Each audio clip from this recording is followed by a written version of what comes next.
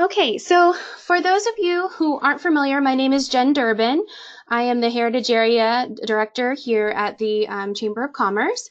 And the mini-grant program, it has been going on for several years, and it's a great local program for our organizations in the area to utilize some funding that we have through our management grant. And I'm going to talk a little bit more in detail about the program itself and give you a little bit of background to help you hopefully brainstorm some creative ideas for grant applications and see if you would be eligible to apply, and also give you a little bit more detail about the application process and a little bit about becoming a awardee as well. So just getting started here. Can everybody see me move through my slides okay? If you can't, please holler at me, but otherwise, just to go over a little bit about the program itself, the non-capital program here is designed for innovative exhibits, tours, in terms of projects, it would be more towards those types of projects that would be non-capital, so nothing that would be bricks and mortar, so more towards interpretive, brochures, things of that nature. And we want them to build upon our interpretive themes that are identified in our management plan, and also you can find those on our website. Those 4 themes include transportation, man and nature, historic recreation, and cultural uniqueness. And we'll definitely go over those 4 themes here in a couple of slides. But the biggest thing to kind of keep in mind here too is that the project should also seek to attract cultural heritage visitors. So visitors that might come to the area to learn more about our local history and heritage. That is a very important component of the mini-grant program. And the mini-grant program is actually funded through the Mountain Maryland Gateway to the West Management Grant. So you'll see my abbreviation there because we have a pretty long name. So the MMGTW stands for Mountain Maryland Gateway to the West. Our management grant is an annual grant that we receive through the Maryland Heritage Areas Authority. The grant is $10,000 that we have to fund local projects, and that particular amount does come from the overall program, but we are able to utilize that funding to fund local projects, and we do that through our grants committee on the Heritage Area Advisory Board. If you haven't already, I totally suggest looking at the full grant guidelines, which can be found on our website, garrettheritage.com/grant opportunities. There's a link there, but you can also, of course, navigate through our website to find that information as well. Okay, so let's go over a little bit about the who, what, when, and why type of information. So who is eligible to apply? Nonprofit organizations and local jurisdictions or local government, county government, those entities are able to apply with projects that are within the borders of our heritage area. And I'll show you a little bit more about how to determine if your project that you're considering is within our boundaries. Now, if you are a company, if you are a business location and you're not a nonprofit, you may be able to partner with a nonprofit organization in order to make a project come to life. And that could be through a local museum, a local other nonprofit organization that you have a partnership with. Those can come together in order to apply to make a project happen. So I wanted to show you the Medusa website, which is what the Maryland Historical Trust has come up with here and is a fantastic tool. On the Medusa website, you are able to zoom in to our location here in Garrett County, and you're able to determine specifically where your project is located if you fall within the boundaries. So to do so, over on the left-hand side, you have a couple of different tabs. The one you want to click on is Layers. And then below, you'll see a tab that says Other. Click the Other. And then on the sub-layer, you'll want to select Maryland Heritage Areas. Once you select that, that illuminates our boundaries in our heritage area, as well as the other 12 heritage areas across the state. If you're not seeing it, don't worry. You just need to make sure you're zoomed into the county, because if you're further out, say further out in the state, You might not see that availability to click on this. Once you zoom in closer to our area, you will be able to access this information. So the closer you get, you'll be able to zoom in very specifically. So say you have a grant or a project that you're looking to do, and it's in the town of Oakland. So you zoom in and you know it's on a particular street.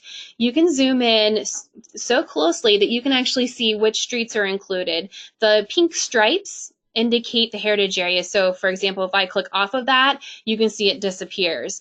So as long as your project is within the boundaries of the heritage area, it is an eligible location to apply. So this website, I have a link to it as well on our website, so you can access that too. So you can always at any point check your project to see if it's located within those. If you're not sure, even by looking, or if you're not sure using the program, please let me know and we can look at it together and I can help you determine if that's the case. Okay, so in addition to that, I'm sure you're asking how much can you apply for? We have a $10,000 amount that we can grant. The maximum grant per project is $2,000.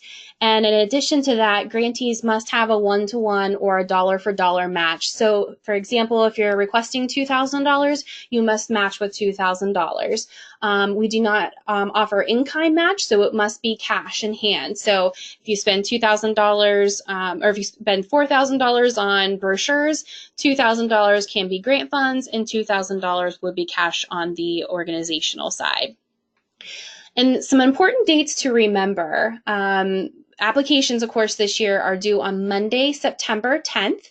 So you have a little over a month to develop your project ideas and submit your application.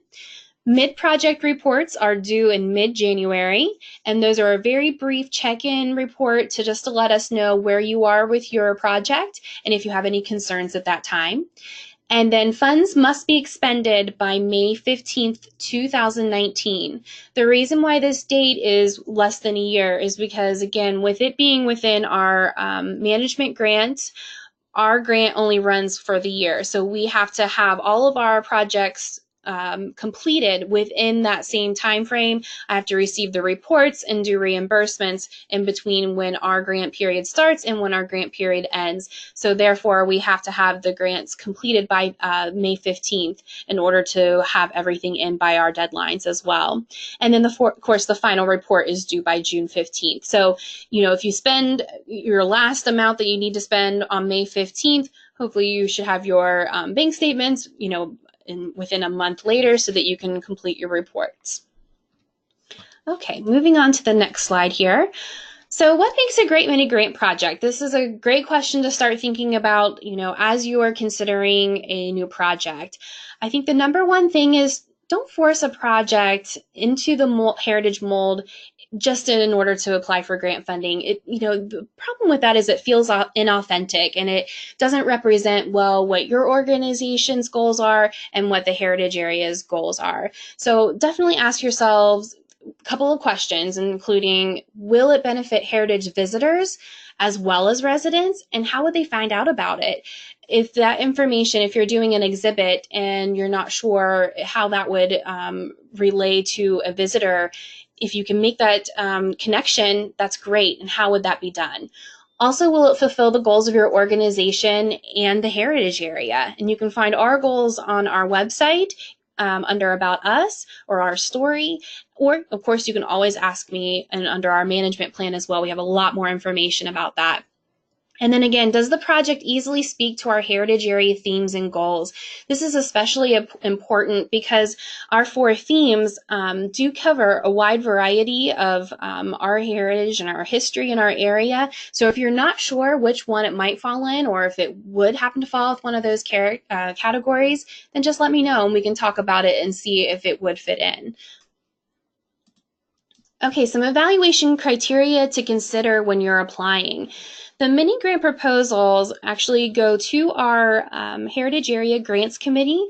They are all reviewed by the committee, and then the evaluation is utilized as follows. So, of course, must be a local jurisdiction or nonprofit. And again, if you're a company or a business Instead, we just need you to team up with a nonprofit or local jurisdiction to be the applicant and team up together to partner for the project.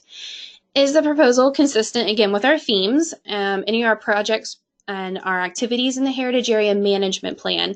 The full management plan can be found, again, on our website. We break it up by kind of like a chapter by chapter, or you can download the whole management plan at once. It is a lot to read through, so I totally recommend either going to the individual chapters, or you can always use the control find in your Adobe PDF program, and you can find things by search term as well. Does the project utilize collaborative partnerships? Again, if you are working with a local nonprofit, obviously there is a great collaborative partnership there. But if you are a nonprofit, are you working with other partners? So, for example, if your project deals with a location that's maybe in the heritage area, but it's not directly yours, how is that collaborative partnership working? Or funders, if you're working with other organizations to help fund the project, how does that leverage the other funding? Can you talk to that? Does it also enhance heritage tourism? We spoke a little bit about this earlier, by not only residents, but also by visitors. Extremely important. Also, are you able to, make sure that you can demonstrate that you are able to completely not only initiate and administer the project, but that you're also able to complete the project within the proposed time frame. This would be including the submission of the final report as well. And are you particularly located within a target investment zone? Or if not, where it is located, and again, within the heritage area boundaries. You're not penalized for not being located within a target investment zone, but if you are, that is fine as well. And another big important thing to note is that the project must not begin before the grant award is announced. So if this is a project that you've already started working on, unfortunately, you cannot apply for funds for that project. It may not begin until you're given notification that the project was awarded. And that'll be done after the Chamber Board meeting, which is on September the 20th. And as soon as you get the word that you have been awarded, you're able to begin the project right after that. Okay, so let's talk a little bit about our themes. So we have 4 themes. Our overarching theme, of course, being the Mountain Maryland Gateway to the West, speaks a lot to our kind of transportation theme specifically, but also generally as those folks started migrating towards the west, coming through our area, we did act as a gateway for folks coming through, and specifically also for Braddock's Road and then the National Road as well. The sub-themes within that, or our 4 main themes, of course, historic transportation. This speaks to a lot of different things, not just roads, but also trails, railroad paths, I should say. Also, like I said, the Braddock Road, the and things that are tied to that would be local train stations, transportation museum, things of that nature. And we talk a little bit about that below, so you can see a little bit more information. And again, if you're not sure if you fall within one of these, we can definitely help you to determine if it would speak to one of the categories more easily than another. Historic recreation. So, of course, our area is known for recreation today, but also years and years ago, there was a lot of different opportunities for recreation in the area. A lot of folks came by railroad to escape the summer heat of the city. So they would come to the area to visit, and of course, many different ways. Chautauqua was a big attractor for folks coming into the area, as well as many celebrities that you might know of. And we have a picture up top there. The top black and white picture shows Harvey Firestone and his wife, and Henry Ford and his wife at Swallow Falls State Park. So pretty cool. And then Martin Heist down below at the Wisp Resort, which of course is still operating today. So this also can be utilized in different ways. The Chautauqua event is a good one that really still ties in. There's a Chautauqua event that happens every year here, but of course our local opportunities through our state parks and things of that nature still reveal today a lot of that historic recreation aspect. Cultural uniqueness. So this can tie into many different things, but a lot of that kind of boils down to our local culture, our local people. So we talk about things such as our Amish influence, our local barn quilts, and our locations that have specific locations that have artisans, such as our Spruce Forest Artisan Village, and to the Drain House, one of our original standing structures here in the area. Also, our mountain culture. Of course, it's very unique with our own sets of food and drink and other characteristics. So that is also included in here. And the Garrett County is located within the Appalachian Forest Heritage Area, which is a larger network of counties throughout West Virginia and including Allegheny County in Maryland as well. And then, of course, we have man and nature. So this would tie into our local agriculture. It's just a huge legacy here. And, of course, all of our natural resources that we have, everything from being part of the Eastern Continental Divide and the Grainesville Swamp, for example, which is one of our unique locations in the area too. And also some of our local culture that you can kind of weaves itself in the fabric of our, who we are today, and including our natural resources, our coal, our farms, and so on. So it really ties into a lot of different things, but specifically including local agriculture, local people themselves, and our natural aspects that we have here. Okay, so I wanted to dive into a couple of past successful projects just to give you an example of something to kind of get your brain storming started. Maybe you're not sure what project would work well, but this will give you at least a starting point so you know what projects have been funded before and what may work for you. So I know Christine is here, so this will look familiar to her. The interpretive panel at the New Germany State Park Schoolhouse. This was a really cool project and was completed, I think it was almost 2 years ago now, if I'm not mistaken. And this is located over near the New Germany School at the state park. Some really nice features there. So if you haven't had a chance to go over and take a look, this is a great example of a project that was funded through the Heritage area. Another one is the End of the Line Bookstore rack card. The End of the Line Bookstore is located in a restored car at the B&O station down in Oakland.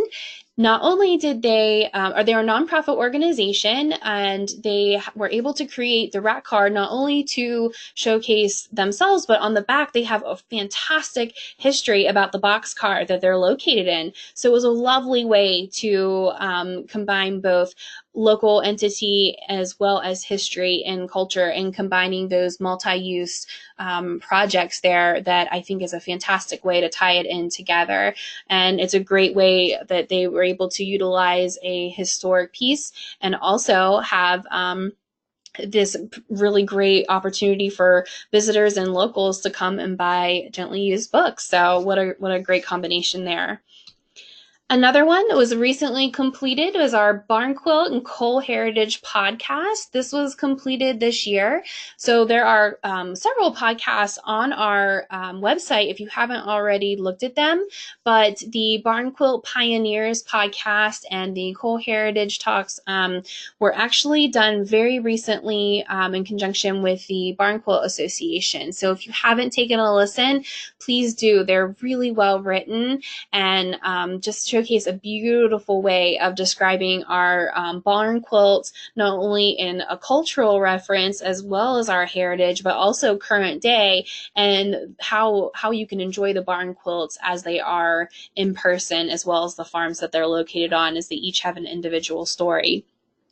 Also on the right-hand side, I know this picture is a little small, so it might be hard to see, but this was the town of Oakland. They had created a display so that if they're going to, say, a travel show or some sort of Mako or another type of trade show that they would have a display. These are pull-up banners, retractable banners, and a table cover that they can take with them in order to showcase the town as well as their history and culture as well. So I thought they did a lovely job on that project there. Okay, so if you want to see a lot more examples, you can definitely go on, again, the website, which you may have already been on. But if you go to the mini grant section, there's a list of a lot more of our past awards. And so if you have any questions, those also can probably help you get started on some other ideas that have been successful in the past. And I don't know if you noticed, but on the projects that we have awarded, there is a requirement for acknowledgement, not only for the Mountain Maryland Gateway to the West Heritage Area, but also the Maryland Heritage Areas Authority. Certainly, there are different ways to do this, but most importantly, for any print pieces that you are doing, if you're doing a brochure or signage, if you're writing a press release, or even a social media post, it's a fantastic way to include acknowledgement. If you are doing something such as an event, a new event, or doing a new piece to an existing event, certainly verbal acknowledgement can be done that way. So if you don't have anything physical at the event, which a lot of people do, they have their flyers or signage, you can also include verbal acknowledgement at the event itself. And then just a little side note there, whenever you are applying and you are awarded, we just ask that before you go to print that you just send those drafts to us to review, just so we make sure that those requirements have been met. And that's just an easy email to me, and then we can look it over really quickly, and I can let you know pretty fast that everything looks good and you're all set to go to print there. And then also, in addition, want to talk a little bit about reporting. So once you have the acknowledgement, you have your project complete. Of course, we always have to do the fun part of reporting. And again, these aren't specifically to read in detail, but just want to give you an example of the requirement for documentation of your match. So for every expenditure that you have, whether it be an invoice or a credit card receipt, those must be documented. So you must pull those and either scan them to email to us or have in person. You can have a copy or the original. We also, however, need proof of payment, and that cannot just be the written check, a copy of that. It must be either the canceled check with the front and the back of the check that has been cleared, or a bank statement. And for the example that I have here, there's a bank statement. You can plaque out your other information. What I just need to know is that the amount that you have indicated in invoice was paid and where that amount is. So you can see the highlighted area there in that small text. That's the highlighted portion that was from the invoice. And then also a credit card statement can be used. So if you purchase something in a store, you can utilize that credit card receipt in addition to the credit card statement to show that payment was made and that you are all set there. That's just a little aside. And of course, if you are awarded, I'll do a grantee orientation just to go over a little bit of this more in detail, but just so that you have a little heads up as to the requirements. You know, grant money, while it is great, there are requirements that we need to have as a heritage area to submit to the Maryland Heritage Areas Authority as part of their requirements for us, and therefore we also have to ask the same of our awardees as well.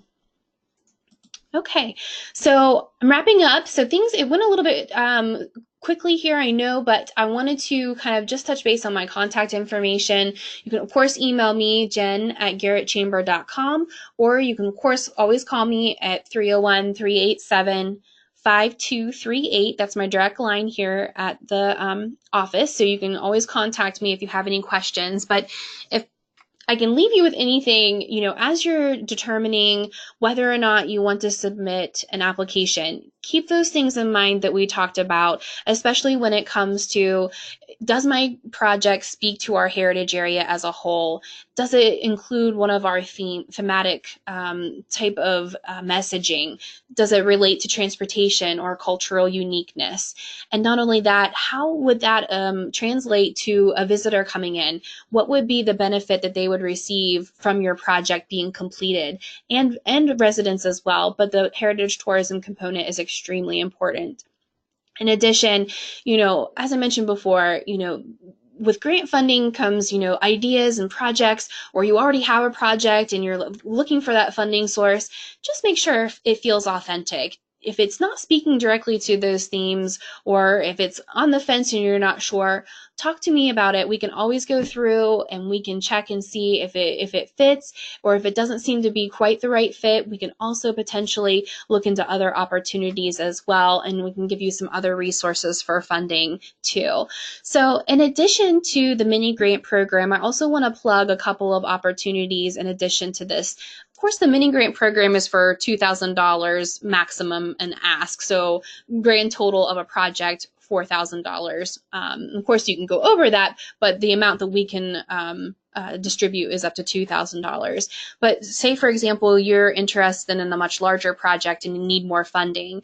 The annual project grant program through the Maryland Heritage Areas Authority is an amazing program that you can also consider. And now is a great time to be thinking about it. Although the award or the application process does not begin until mid to late January, full applications would be due in March, and then they're reviewed by the Technical Advisory Committee of the Heritage Area Program for awards. So this type of information, to start brainstorming those ideas. So say, for example, you are looking at a larger capital project. You have a building that you're looking to restore, or a rehabilitation or a renovation or a creation of something new, bricks and mortar.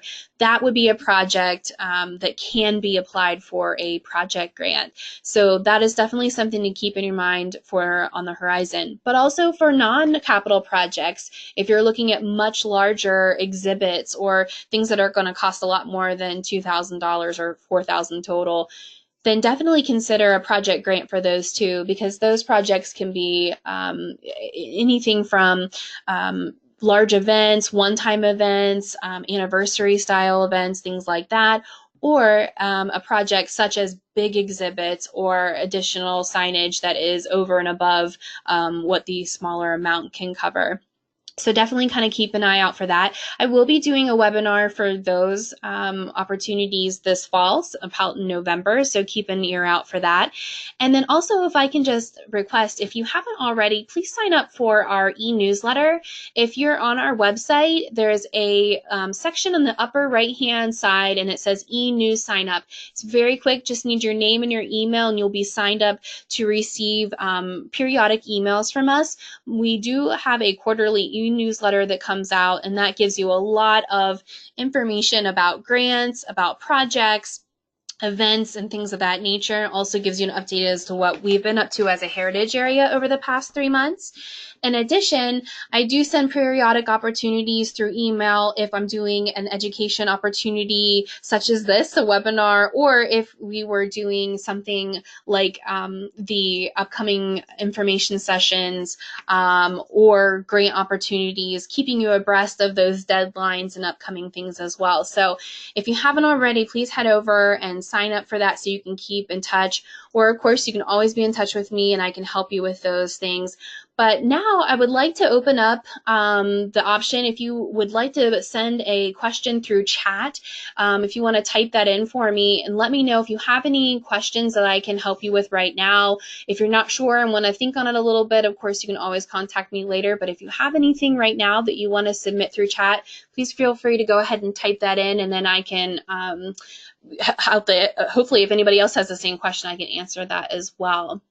But I want to thank you guys for coming today, and wanted to keep this concise and to the point. And then, of course, this information will be made available on our website, and I'll email everyone who attended today, as well as those who maybe couldn't join us, a link to the recording, so you'll be able to watch this at your own time if you're not able to stay for the whole thing. So I'm not seeing any questions right now. But again, if you have any questions, please feel free to contact me directly. And thank you all so very much for coming today. I hope it gave you a little bit extra information, a little bit of a jump start for thinking about your projects. And don't forget, the deadline to apply for the mini-grant program is September the 10th, which is Monday by 5 p.m. And if you are having trouble with the application document or anything, also let me know. You can find that right on our website as well, and I'll send you the links to those in my follow-up email. So just want to say thank you again to everybody. Thanks for coming, and if you have any questions, just let me know. Thank you.